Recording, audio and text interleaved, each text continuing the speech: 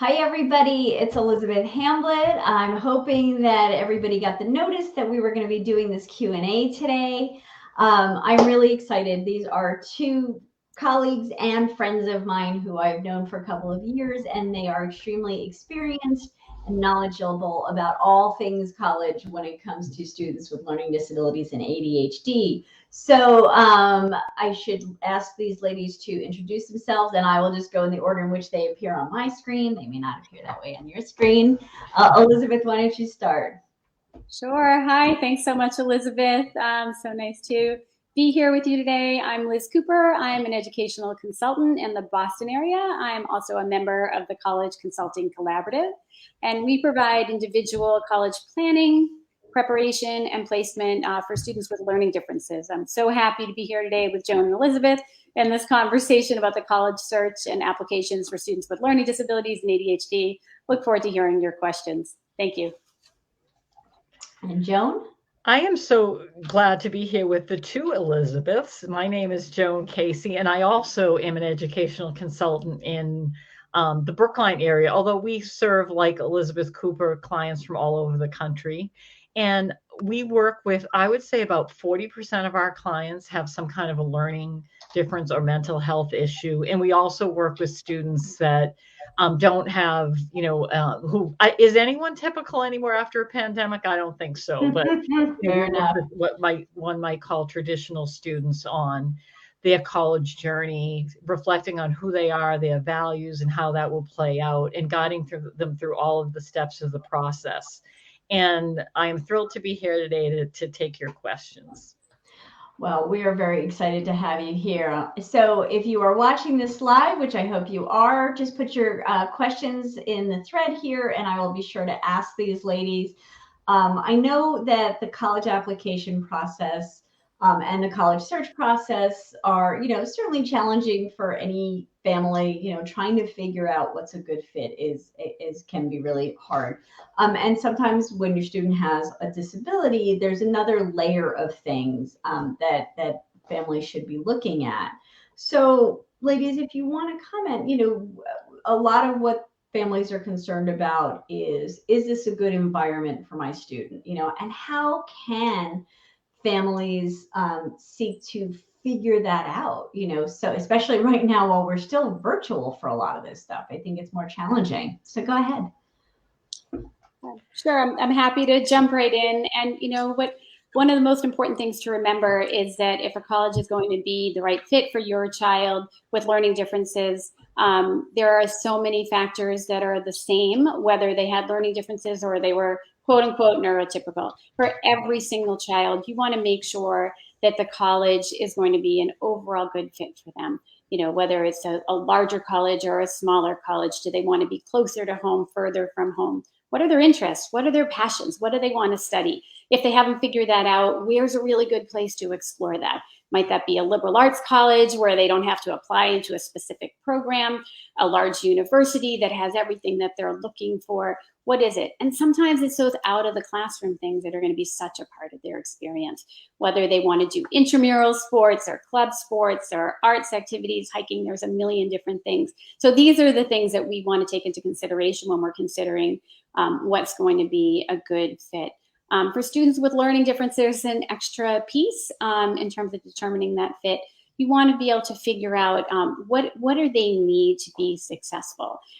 So is it larger classes? Is that going to be a harder place for them to learn? If it's sitting in a lecture, taking notes, regurgitating, and there is a midterm and a final, and that's their whole grade, is that going to be their ideal situation for learning and doing well, or is it more a small discussion-based classroom? And these are the types of things that we work to figure out with our students. It's so much more than accommodations. Yes, we want to make sure they can get their accommodations. There's a whole process for that. I'm sure we'll talk more about that tonight. But it's so much more than that. It's where are they going to thrive, their whole person, and what are the pieces that are going to work for them to be able to have their optimal learning. Joan. Yeah, and I would say, specific to their learning disability, to start to, make an inventory of where they are at. So, what are the accommodations that the student is receiving? And are they actively using those accommodations? There may be some students that get some kind of a modification to the curriculum, and it's important for parents and students to understand that colleges typically will not honor those. So for, just as an example, if a student is allowed to have an abbreviated assignment, that's typically not something that would happen in the college setting. So it's really nice to um, figure out what are those things so that you can work with the student on a plan to ease out of those kinds of modifications by the time they're a senior or by the end of their senior year. And then, just looking at like what kind of support does the student get in school? Like, is there a learning center? Is there something that's maybe not necessarily for students with learning disability, that's some kind of a tutoring with teachers that they take advantage? And then do they get help out of school? And let's face it, like, I think the three of us are all parents of students with learning differences. So, we help a lot as parents. And so, you want to kind of do an inventory of what's the big picture of everything that's happening, and then how do you replace what's essential in the college setting. And so that's, writing up that plan is the beginning of being able to then go and do your research on the college and, ultimately meet with disability services and find out exactly what they're going to be able to do to support your child, to help you determine if that in fact is the right school. I completely agree, Joan. And, just adding to that, when you're trying to get that information, a lot of parents are trying to figure out, how can you find that out? How can you find out what kind of supports they're going to have if your child is used to having a certain kind of tutoring and you want to find out if that tutoring is going to be available in the college?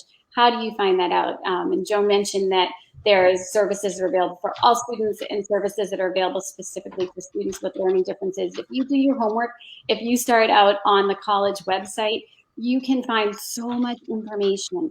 Do it with your child. It's a great way to empower them, help them become a self-advocate, figure out what they need, figure out how to get it. And then once you figure out what the colleges have and what you're not sure about, then you can make phone calls to the Disability Services Office, to the Student Support Services, and find out if the specific pieces that your child needs, if those are pieces that are there, find out exactly what it is. So when you're comparing colleges, when your child has options for where to apply and ultimately where to attend, you know what they're having at these different colleges, and you'll have a sense of what their support picture will look like. Yeah, I think that that's really important. And I've just put into the chat for those of you who've just joined us, I have a form that I put in, I can't remember which one of my books, and it's a free download that you can use to help guide you going through these websites and looking at supports. And what's interesting, and I think Joan was just talking about, I just read a study today, it's right here, parent perceptions of their college students' self-management of ADHD, and that was specific to students with ADHD, but some of the qualitative comments parents made about, how surprised they were at how much students are on their own. I think, Joan, certainly we're sort of covering a lot of different topics all at once, and we'll get to those questions in a moment, folks, if you're watching, is about, trying to assess earlier than when they're getting ready to leave high school, what accommodations are they using? And it's really important for families to be aware of what accommodations are typically available. And I will put some comments in the chat here, links in the chat here to some stuff on my website, bonus content from my current book about where disability services directors talked about what do they commonly approve, what don't they commonly approve. And even if you're watching this today, October 13th, and are the parent of a senior, even now you have time to start scaling back on the supports. And this is not to be mean, and it's not to be punitive in any way. And also at this, we should make sure that your student is getting some direction and instruction in how to cope without those things. But in other words, they're going to need to be able to make up their own study guides. As Joan said, if the whole class is doing a research paper, your student needs to be able to do a research paper. And there's time to do that so that they can go off knowing that if they don't get those accommodations, and I always think they should always ask for whatever they want, they can still feel confident that they have the skills that they need to be successful without those if they're not approved. So our first question comes, how can students or their families, I guess, together strike the right balance between an authentic college search and taking care of ADHD support needs? So I think we had some of that at the beginning for this viewer. You know, Liz was talking about making sure that the school is a good fit on the kind of thing that will make, you know, that the right fit for a student. You ladies want to elaborate a little bit more for this parent? So, I mean, I guess. Oh, I'm sorry. Go ahead. No, go, Elizabeth. Go ahead. No, I was just going to say, you know, I think Elizabeth did a beautiful job covering that earlier. And, you know, so assessing like, what are you looking for in a college, your interests and that kind of thing.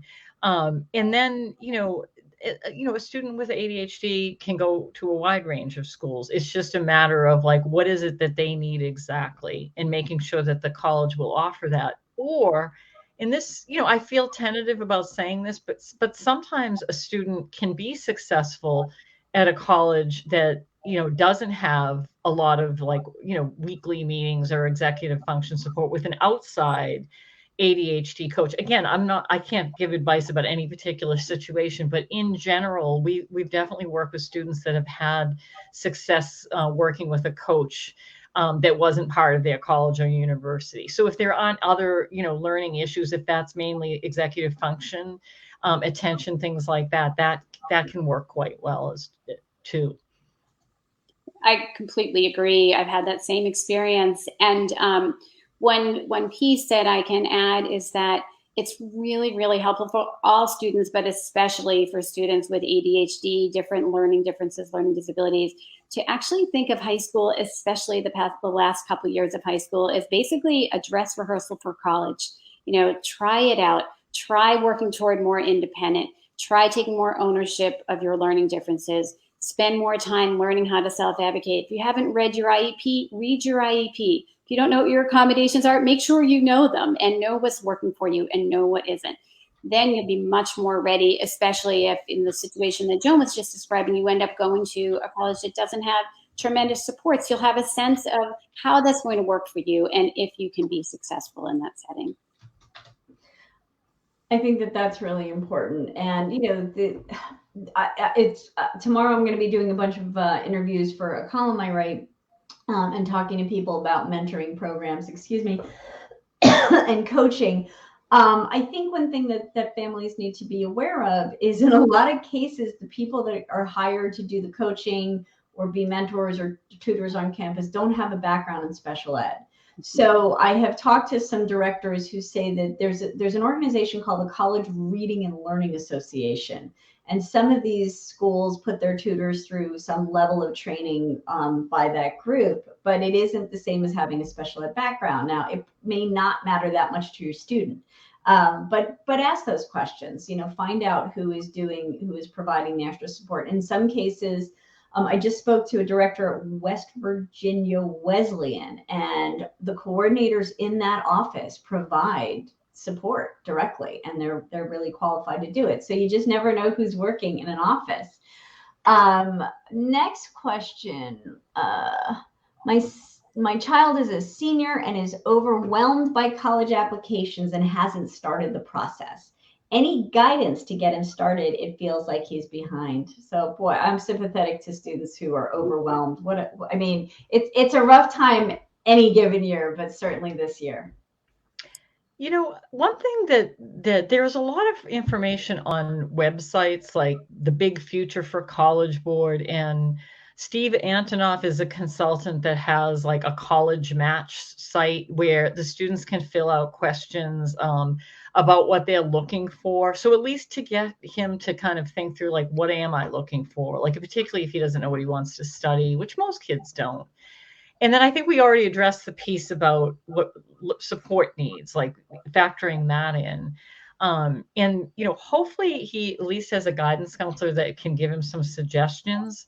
But if not, you know, there are some resources such as like there's the K&W guide for students with learning differences, and that's a good place to at least get a little bit of an idea. Not all colleges that have support are in the book, but it's a really good place to start. But then there's also regular guidebooks, like Princeton Review has one, and there's the FIST guide, and there's books like that the student can use to read about and see which colleges seem to be a good fit. And I think that students don't have to apply to 15 schools. They can keep it modest and make sure that there are schools that they know they'll get into, and hopefully the guidance counselor can support that. So, you just to kind of get your feet wet and get a few applications out, can be a great thing. It doesn't have to be a million, and Elizabeth, what do you want to add to that? Yeah, I completely agree with all the great advice you just gave, Joan. One additional piece I might add is that, the college application process can feel really overwhelming to all students, especially the students, who have learning challenges, learning differences. And one way to think about the college application process is kind of like a giant executive function project. So just take the project of make a list of what needs to be done. You have to figure out where you're applying. You have to do the different components of the application. So the major components are the individual questions, a list of activities, the extracurricular activities the student's been involved in, and the main essay. So there are many other little parts, but those are kind of like the major parts of the process. And, I always tell my students, start with something really easy so that you can feel like you've gotten started, like the low-hanging fruit theory. So just go in and fill out maybe like the profile section, the name, the address. They can feel so accomplished in about 15 minutes. Open the Common App account, fill out those basic questions, and get that done. That can be really, really motivating for students and students with executive function challenges. That can actually be something that can kind of get them jump-started. If they have somebody that can support them through getting structured to be able to write their essay, I think that's fine. I think it's really, really important, though, that whoever is doing that is really just kind of giving them the structure so they can write it, but that the essay, the topic, the words, the language, the whole thing is theirs. College admissions officers are looking to hear the student's voice. So whatever kind of support you're giving them, you want to make sure it's still the student's voice. But again, just break the process down into smaller chunks, like as if it was a research paper, and just take care of the small pieces at the beginning to get the students started. Can make a big difference. And I want to reiterate what Joan said. There was a lot of pressure out there to apply to a million schools. There's no reason to apply to a million schools. If you have a handful of well-chosen schools, you can be in really good shape. And the guidance counselor can be really, really helpful in trying to help the student figure out which colleges are a good list for the student and exactly how many to apply. And there are schools with rolling admissions, right? Not everything is, Exactly. early decision, early action, January 1st, is it? So right. There are places, if the student's really feeling panicky and just isn't ready yet, there are options to go to later. Exactly. All right, ladies, if a student is admitted to a school but decides to decline and take a year to figure things out, like maybe take a gap. And this is where I know I've started these conversations with some of these admissions folks, but take some classes at community college. Can you apply to the school again as a freshman the following year? So for this parent, it feels like two different things happening. So let's start with, if you're admitted to school and decline and take a year, right? You can accept and ask for a gap, right? Yep. Exactly. Yep. But if you take classes at a community college, if you've accepted, so this is where my brain starts to lock up, right? Because I know that you've got to be careful about what you do in that time. Exactly. So the really important piece. So first of all, what Elizabeth just suggested is absolutely the advice that I give students in that circumstance. You want to accept your spot before you take a gap year. To do that, you need to get permission from the college to have the gap year. It's not a given. They're very frequently granted, but it is not a given. So you take your spot and you want to speak to the admissions, often the dean of admissions, to get permission. You want to research. Every individual college is going to be different. You want to research it, but that's generally how it happens. In terms of taking community college, taking community college class or two can be a really, really great way to become more college ready. College readiness can make such a huge difference when you get to the campus. However, if you are taking college courses, a community college, it doesn't matter where. If you're taking classes for credit somewhere, you need to be in touch with the college that you have taken your spot to make sure that that's not triggering a transfer application. So before you enroll in the class, before you start, you want to check with your admissions officer at your college. Definitely. Okay. So questions about the, and if we didn't answer all your questions, parent, and you're still on, just put in the follow-up. This is a good question. How do you go about finding out if the campus has small group discussions, if they tolerate diversity, or if it's lecture, midterm, final? And I would just like to interject here that just because a school is lecture, midterm, final doesn't mean it doesn't tolerate diversity. I feel like maybe that's not what the parent meant, but how do you find out about the campus culture for neurodiverse, academically capable kids? So, one of the things, let's split these apart, because in some ways the campus culture is separate from the discussion in the final midterm. So I think that, you can get a sense from your research on a college campus. Like, there are a lot of really great guidebooks out there that will describe the student body. So let's just say, for example, somebody has a child that has been slower to make friends. There's some obvious things, like you wouldn't want them to go to a campus with a huge Greek system, or we're sort of like having that social capital and being very sophisticated socially, almost to a point of intimidation, like the kind of campus where people like dress right and there's a lot of wealth. I mean, maybe that wouldn't be the right campus, but you can definitely through guidebooks get a sense of like places that are much more accepting cultures where everybody is celebrated. So if that's what you meant by diversity, I don't know if you also meant like, accepting of LGBTQ or, anti-racism or things like that. But, we could have a discussion on any one of those things that would take the whole time, but you can certainly visit the website and take a look at like, how are students supported on campus? Like, what are the organizations? What's the commitment to students? I think that disability service can be, really helpful in helping the family understand the campus culture and the kind of supports that would be available to that student. And I also think that they could help address some of the questions about class discussions and common formats of assessments and things like that. I think if the student has an academic interest, and they may not, but if they do, it's certainly fine for the student to either make a phone call if they feel like they have the self-advocacy skills, to set up a time to speak with somebody in an academic department and ask them about assessments and find out what some of the common assessments are. They can also, many colleges offer the opportunities for students to do chats with current students, so they can talk to current students and find out, ask them directly, I do have many class discussions. Some of that information is in guidebooks as well. And then, finding out, people who go to the school that you can talk to, or even when you visit, making a point to go to a cafeteria, that's kind of makes kids nervous to do that. But you know what? It's okay for the parents to ask the students too, if your student feels a little shy about it. I know we're all in the same boat. When we visit campuses, we just go up to kids and start talking to them, and they love to talk. They love to tell their story about their experience. So, Elizabeth, I'm sure you have other thoughts. College admissions officers. Oops, sorry, you're gone.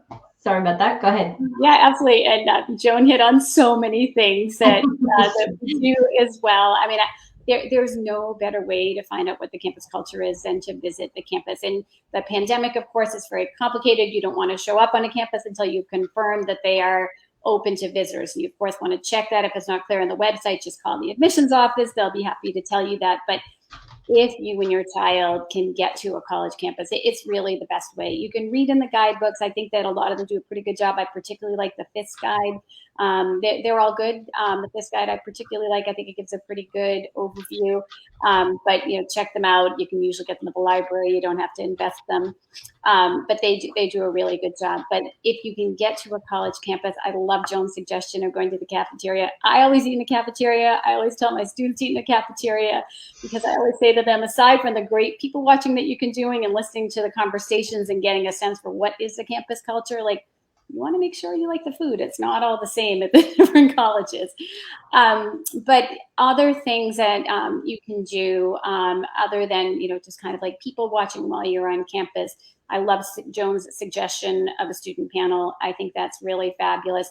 Ask your guidance counselor if they can connect you with current students. At your high school, there might be a handful of alums that are at a particular college you're interested in. Maybe they'll connect you. There's also a website, the College T, that does a really good job of connecting students with current students or recent graduates from a college. So these are all ways you can get your questions answered. The specific question that was asked about class sizes, it's a little tricky. Colleges can be kind of crafty in how they report that data, because that data all goes into college rankings and all that, subject for like another full hour conversation. But there are some ways to try to find out. So one is, you can ask when you're on campus. You can ask if you take a tour, ask the tour guide. They'll tell you what their average class size is. Ask the tour guide, what is the biggest class you've ever had? How many students were in it? And if for classes are over 50, there's a huge difference between a class of 51 versus 551. So find out what they say. That can be really helpful. And the other thing I was going to say, there was a question about kind of like social and kind of like finding your people and things like that. Some things you can look for that can help if this is going to be an easier place to do that is, are there different residential options? A lot of colleges offer LLCs or living and learning communities, and that's a great way for students to go in and find their people. They're often based on first-year seminar, which are those really small introductory writing classes. So if a student can join an LLC, they're going to be living typically in a floor of a dorm or a section of a floor of a dorm with other students who have interests that they have. So you're starting out on day one connecting with students because you've all chosen this particular living arrangement. So that's something that's really helpful. Also really helpful are pre-orientation programs. A lot of colleges have these programs where you go off with like 12 students and you go off on a kayaking trip or a canoe trip or an arts and crafts adventure or whatever. Again, you're paired with students who have similar interests to you. It's a great way. So on day one, you've got a small group of students that you know by face, by name, you spent time together, and you can kind of, again, start to forge your community. I think that's all really good. I've had some interesting conversations recently with directors. So, sometimes just talking to the Disability Services Office, I was talking to the director at Central Arkansas U. And what's interesting is any student can ask for a course substitution there. It doesn't go through the Disability Services Office.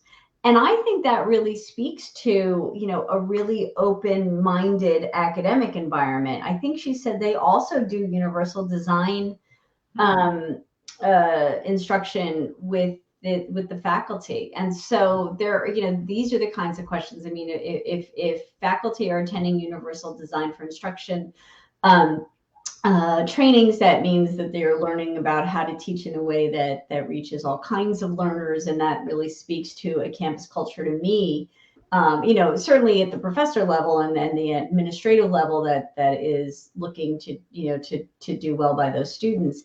So I'm also talking to some folks who have mentoring programs for students, although that's not always what students are looking for, but if they can sustain a mentoring program, to me, it also means that there is a certain critical mass of students with disabilities at that school, and that they are also, feeling, I hate this word safe in this conversation, but safe enough to identify and that they're comfortable. And to join a group like that, there's an honor society for students with disabilities, the name of which escapes me right now, Delta Kappa something. So those are all things to do too. So question, I'm going to skip that one for now just because I want to circle back. I want to make sure we also get to some stuff I know people haven't asked but probably want to know. we're looking at only college programs for kids with intellectual disabilities, but there seem to be only 100% inclusive and others where the students with intellectual disabilities attend smaller classes and have only 2 electives in a general setting. Ladies, do you have any experience with these? Anything you want to say about how to figure out the path that's best? I don't feel like I have enough experience to answer that question. I'm Mhm. so sorry. Yeah. Yeah, I mean, I'm guessing that this parent already has seen thinkcollege.net, and that is the list of programs for students with intellectual disabilities. For those of you who are new to this idea, these are typically not degree earning programs, but they're called sort of college experience programs for students. And I'm not familiar with them either. I apologize. But perhaps through, if you contact Think College, you can speak to somebody there about how to decide what's the best. I mean, I would imagine part of that is really about what your student wants to experience, right? Yeah. So And maybe they do want to be in a general ed, environment. Yes. Oh, sorry, Elizabeth. Go ahead. yes, I was just going to add that, like Joan, that is not my area of specialty either, and it's really important if you're consulting with a consultant that you find a consultant who really has the specialty area that is important to you and your child. However, there are fabulous educational consultants who do have this area as an area of expertise, and one place to start is an organization like the Independent Educational Consultants Association, IECA. Maybe Elizabeth can put the website in the chat. They have a find a consultant search feature. So you can look on there and see if there are people who specialize in working with students with intellectual disabilities. So that could be, in addition to the website that Elizabeth mentioned, that could be another resource for you. Here we go. IECA online. Yeah. So ladies, let's get into, let me just see what else we have. Some of the questions that I think, people are also looking for. And I had sent this to you guys ahead of time. What do you think, if you do a search right now for how to find a good school for students with disabilities? I've got my own pieces up online, but I don't do college placement. What do you think are some of the underappreciated or under mentioned? I'm making up words now. Things that families should look at that doesn't get mentioned in a lot of these kind of advice pieces, including my own. I think one thing is that it is okay to not go straight to college. Like I think that we're asking these kids to do a lot. Like we're saying, like, you need to get ready for college. You need to shift off your modifications and, be more independent and do this, that, and the other thing. And it sounds really great, but I think that in practice, it's not always easy for every kid to do that. And particularly if they're trying to have a life in high school, they're engaged in activities and sports that it might take them a really long time to do their homework, and they might not have a lot of steam left. So I think that it's okay for students to, maybe even, they can even apply to college, but if they don't want to, I think it's okay to wait and maybe, do a program like in the Boston area. There's a program called Semester Off where they're not residential, unfortunately, but it's a place where students can go and maybe take a couple of classes or have some kind of experience, but work more specifically on their own skills. And I think there are other similar kinds of organizations around the country. Maybe somebody just needs to, like, has always loved to sail and they're really like, crafty and they want to go up to Maine and like do a program in boat building and like have a life and get some perspective. So I think that like any kind of experience that draws somebody out and maybe gives them confidence. Because let's face it, a lot of kids with learning issues, it's been hard and sometimes they do take it. No, I'm not saying that everybody, but it can take a hit on their confidence. So I guess we need to give permission to students to ask, like, not am I going to college, but when am I going to college? I love that answer, Joan, and I couldn't agree more. And in terms of gap years, as Joan suggested, there's so many different options. There are specific options that are geared toward college readiness. There are lots of different types of programs for students where they can get some of those independent skills. They could do an internship program with support. There are programs that do that. There are PG years where they can have kind of like an extra year of high school to strengthen some of their academic skills. And they can do something that's totally non-academic that actually will help them become more college ready by virtue of having that extra year of brain development. We know the prefrontal cortex is still developing into the 20s. Like, you're giving them a gift of time to have that extra year to get ready. They can do a combination of things. It doesn't have to be a fancy gap year program. There are plenty of those. If you look on the Gap Year Association website, they've got hundreds and hundreds of accredited gap year programs. You'll have heard of some of them, others you have never heard of, and there are amazing hidden gems in there. But they don't have to do a program that carries a price tag with it. They can earn money. They can get a job. They can live with family in another city, in another state. They can live at home and get a job. They can earn enough money so they can get a little apartment somewhere. There's lots of different ways to structure it. I have a student now who's doing 3 different things over the course of his gap year. He's doing a program kind of like what Joan was describing up in Maine. He's an environmental guy, and he's out in the water in Maine doing some really cool things. He's going to come back. He's going to do a computer science internship, and he's going to get a job. He's never had a job that paid money before. And he just felt like he needed that extra year to really feel more ready for college. So I agree. I think people don't talk about it often enough. I think that the gap year can be really, really, really helpful for students. I did want to mention just briefly on the previous question about intellectual disabilities, as I was back on the question, I actually do have one person whose name I'd be happy to share. If you want to put my email address, Elizabeth, my college LD email address in the chat, whoever the question asker was, you can reach out to me and I'm happy to give you contact information for that person, and also encourage you to go on the IECA website to see if you can find other names.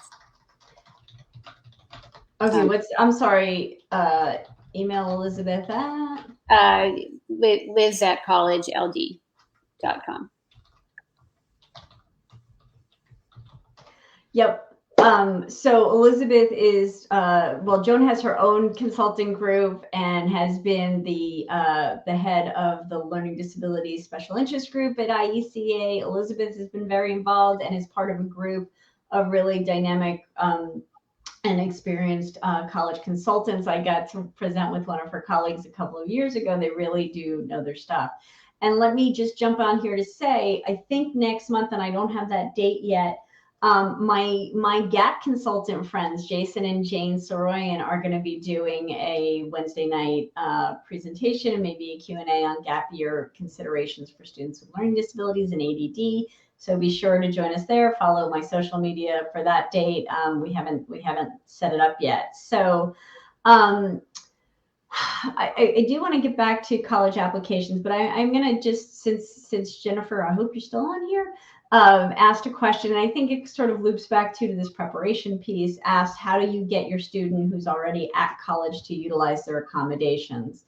And, but for a magic wand to do that, it is a challenge. And, there's lots of research about, again, I just read a different study today about something like 30 students responded to this survey, and of those, only 11 even registered with the Disability Services Office, and of those, only 8 actually utilized their accommodations. And this is all self-report. So, and it's a very small study, but there's a huge study that was done over 10 years on, and I think it was something like 1,300 of these 12,000 students actually went on to post-secondary ed, and they'd had at least one accommodation in college.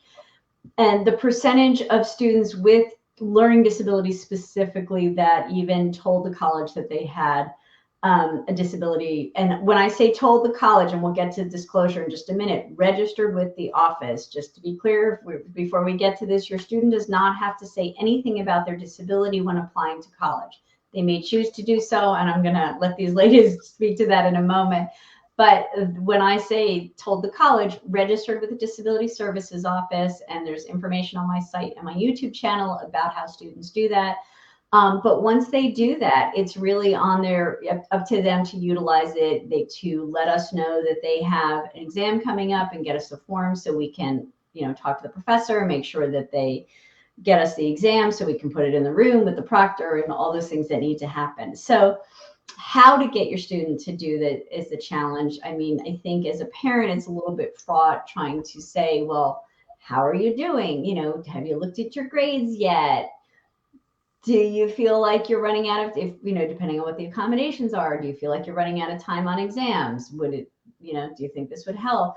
Because maybe the answer is they are finding that even those things that they have set up wouldn't help them, but because they really don't understand the content, in which case they need to go to the professor's office hours.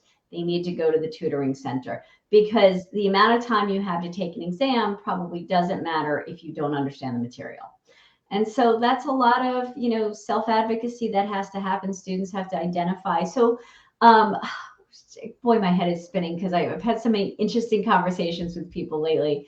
And somebody I just spoke to said, one of the things that parents, it was a colleague at a disability services office, said, look, one of the things we don't talk enough about, we keep saying to families, get your students ready, make sure they know how to self-advocate, but don't just drop them and drop them off and change your number.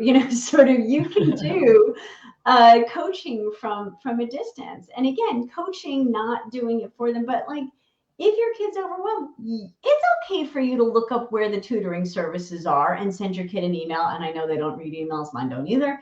By texting them and say, here's where the tutoring center is. They're doing math tutoring, every Monday from 9 to 10. And at least you've given, you can cut those steps out for them. That's not doing it for them. Setting up the appointment for them is the next step. But again, even if you do that, you can't guarantee they're going to show up.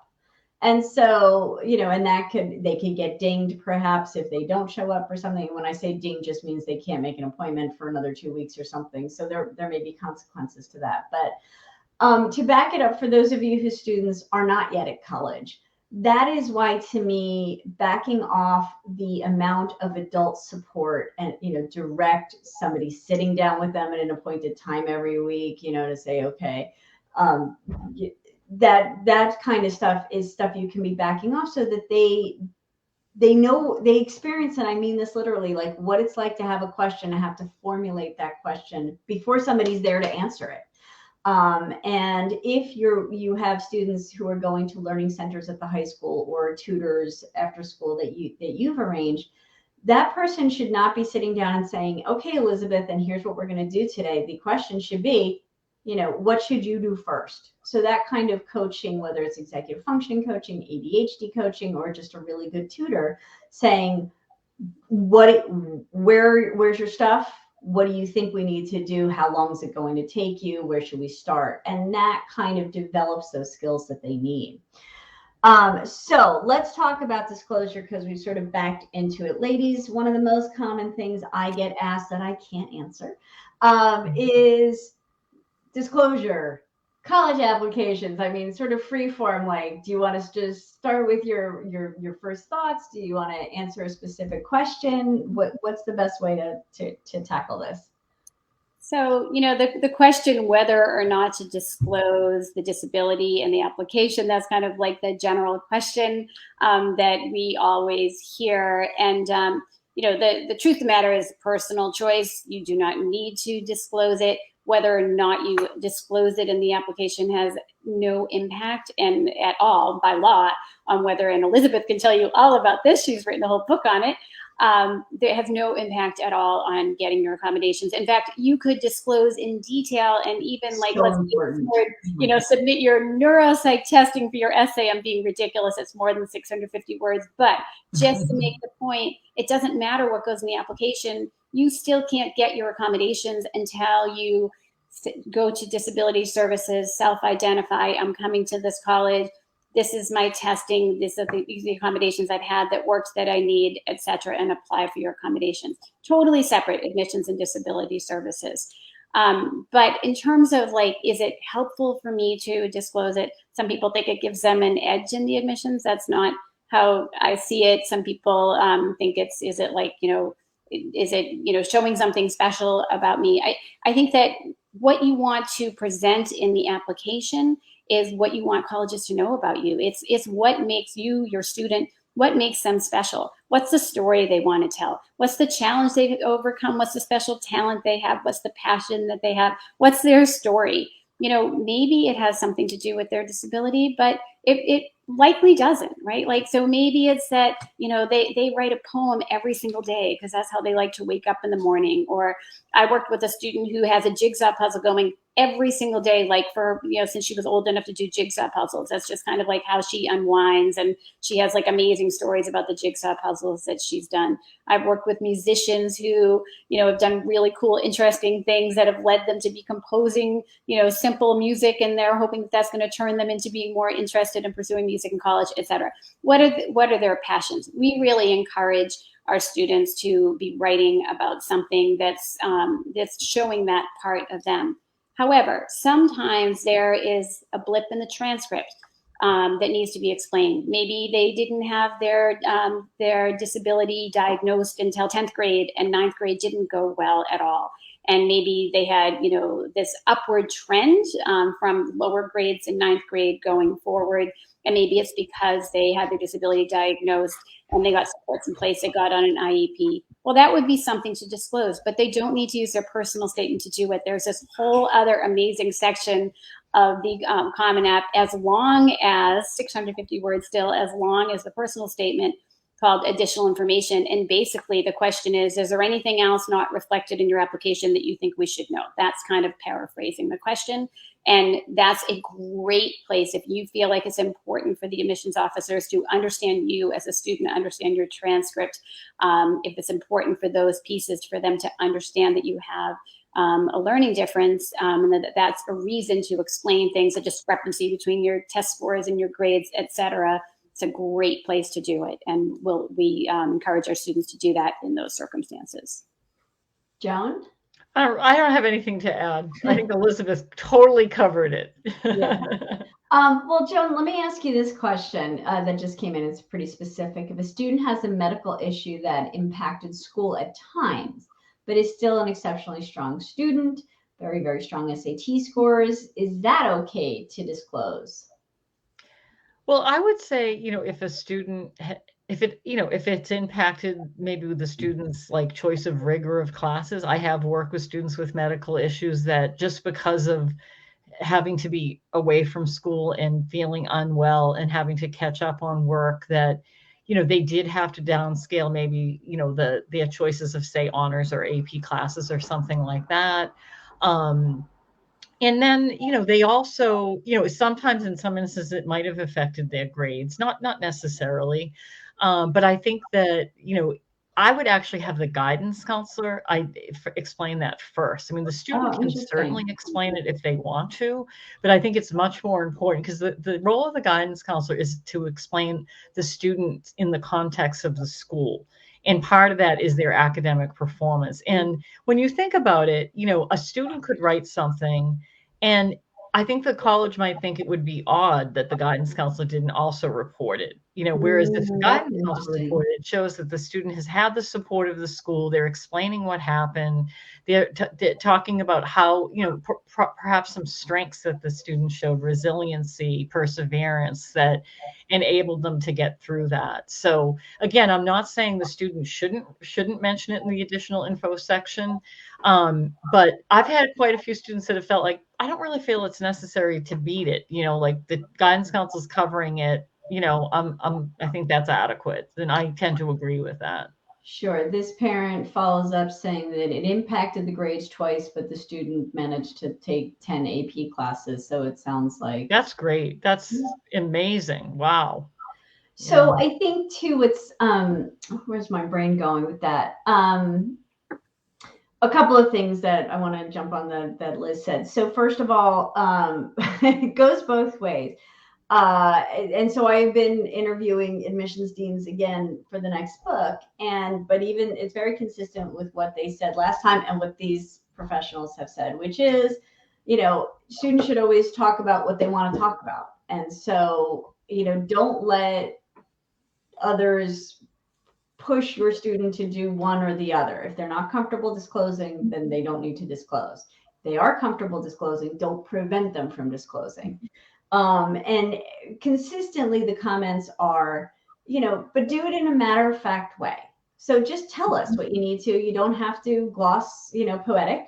Now, again, I think if you are the kid who started the Dyslexia Empowerment Club at your high school and that is what you're passionate about, then do that.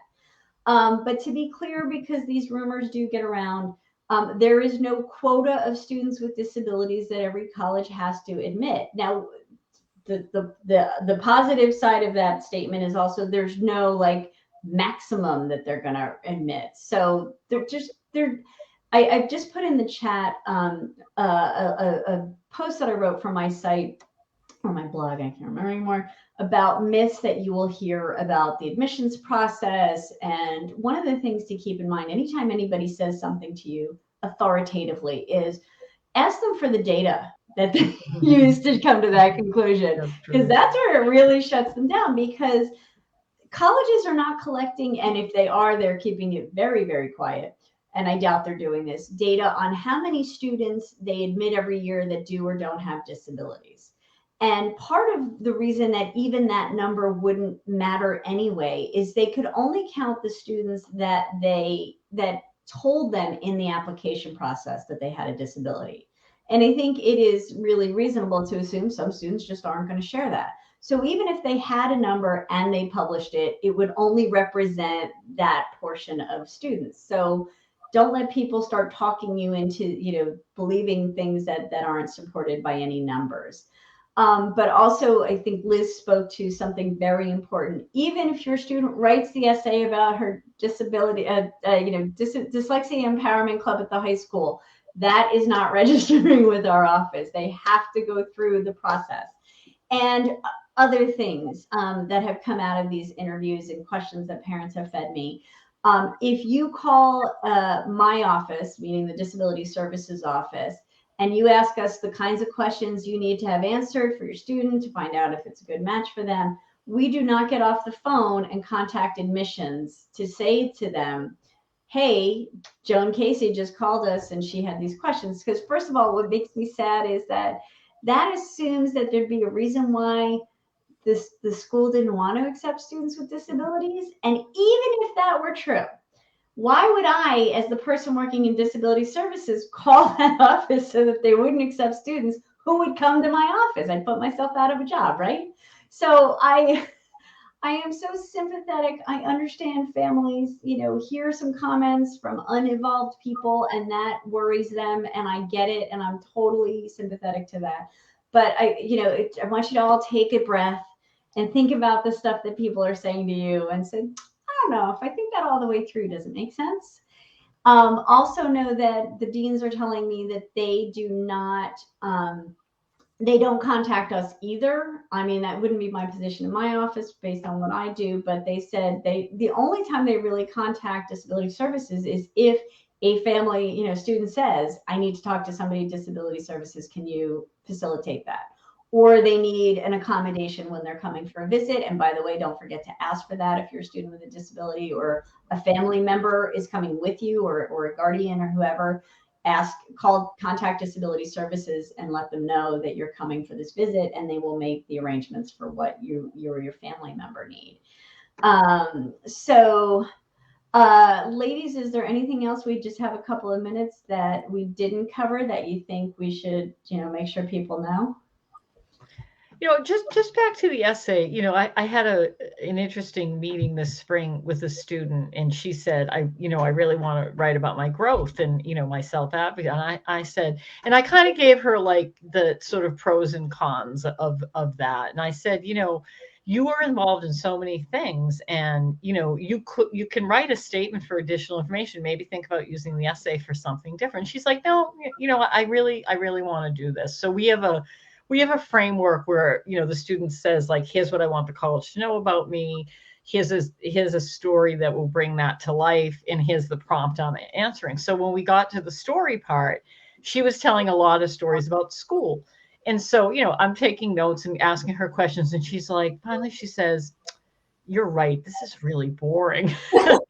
She ended up writing an essay where she did disclose her disability, but Right. it was a fascinating essay, and she didn't come at it from thinking, I'm going to disclose my disability in this essay. Oh, It that's just so turned out that way. yeah. And it was like an amazing essay. She ended up writing about being an advocate at school for because National Honor Society was only given to kids with weighted GPAs, and if many students with learning disabilities didn't have that. And she did this big like proposal and presented to the school board. And so of course it got disclosed in that essay that she had a disability, but it was like, you go girl with getting that school board to change their policy, and I it was love it. so much better than if she had done, so sometimes thinking of a lot of ideas is actually good, because these students, they're interesting multi-dimensional people, and as Elizabeth Hamlet said, sure, disclose if you want, but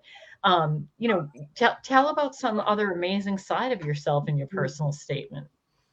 Yeah, I mean, I think that sometimes people think, and this is something that I ask these admissions directors, that just by saying that you have a disability, if you haven't met the admissions requirements, that's going to make a difference. And they were consistent in saying you either meet our requirements or you don't, and that would not make a difference. Again, it also wouldn't count again if you've met the requirements and you disclose your disability. They're not going to discount what's in front of them. And it was so interesting. One of them said something like, and a couple of them sort of said the same thing, which is like, we don't make up stories. When we read a file, we are not like hypothesizing about what happened with a student. We're looking at the information in front of us. So again, don't get, too far inside your own heads, as students and parents and guardians and counselors consulting to these students. Like, don't keep trying to like game the system. And I don't mean that, but like second guess what somebody's going to think. I'm sorry, Liz, you were going to say something. Yeah, just a slightly, first of all, I love that story about that essay, Joan. Yeah. So many things, like pretty much everything that I love about this work, but one of them really is, hearing my students' stories. It's amazing, and that they've done a really good job on their personal statement if you know something about them after reading it that you didn't know before you read it. It's just, they're just really fabulous. Slightly different topic. I just wanted to follow up on a comment I think you made a little while ago, Elizabeth, in response to a parent's question. It just gave me a thought of another piece to mention. So when we, in my practice, when we're sending our students off to college and we have our final meeting with them, we really strongly encourage them to make sure that they are registering with disability services. Yes, a lot of the students will be like, oh, you know what, I've kind of been there and done that. I'm kind of done with that. Everything's fine. I'm going off to college. I got into the college. It's going to be fine. The advice that we give them is register for your accommodations, disclose to the Disability Services Office, make sure that you're getting in place all the supports you need, get more than you think you're going to need. It's much easier to scale back than it is to have it be like the night before the calculus exam and you're like, oh my goodness, I need a calculator and I need extra time. And guess what? You can't get it the night before the calculus exam. So you want to do it. We tell our students to do it, as soon as you know what college you're going to. That way the disability services directors have more time on their hands than they will the week before school or the night before the calculus exam. So we definitely encourage them to do that. And also to the other point Elizabeth made, make sure that you look at a campus map with your student and figure out, where are the services are going to be located. Circle on the map, old fashioned, print it out, paper and pen. Circle on the map, where is the Disability Services Office located? Where is the math tutoring? Where is the writing center? Where is the counseling center? Whatever supports are going to be helpful for your child, that's a great thing that you can do for them before you send them off to college. And then maybe if you're not too far from the college, go over to the college, walk around the campus and just have them know visually where they are so they'll feel more comfortable going to find them. So I just wanted to mention that. Thank you. Joan, any last thoughts? Yeah, I think that this is related to, I love what Elizabeth just said, but this applies to all students, but particularly when we were talking about students that maybe have like, some social adjustment potential issues, every student should know what club or organization they are going to try from day one. And they should never say, oh, I have to focus on school. I need to do really well, because the students who, in this, there is evidence-based research for this, but I don't know the source, but there is, that students who join a club and get actively involved make the best transition to college. So you try one thing and you don't like it, you try another thing. And you want to have, like, you have your dorm, you have your people there, your roommate, but you need other places on campus to go when you feel disconnected or lonely, or, you know, so whether it's intramural sports or some kind of organization or a campus job, you know, have that conversation and get them to commit to things they're going to try. I think that's really I think that's a great idea. And the research, I have read some stuff on retention. I have no idea how to pronounce this author's name, Mama Seshvili and Koch did some studies about retention. And yet, the more connected they are on campus, the more likely they are to persist. And that could be anybody. That could be the nice, you know, lady who works in the cafeteria that they talk to when they come in. So, you know, my husband and I went to the same school. We still speak fondly of Anna at Hodgdon, you know. So I know you both have things to do. So if you missed this conversation, check the thread. You can find the ladies' websites and you can connect with them. I have lots of free resources on my site, not about college searches and applications, but about what happens as they transition there and how the rules are different. Ladies, thank you so much for all of this information, and perhaps we'll do it another time. Thanks again. Thanks. Thank you so much. This was fun. Thanks. Fun. Thank you so much. Okay. Take care, everybody. Bye-bye. Bye.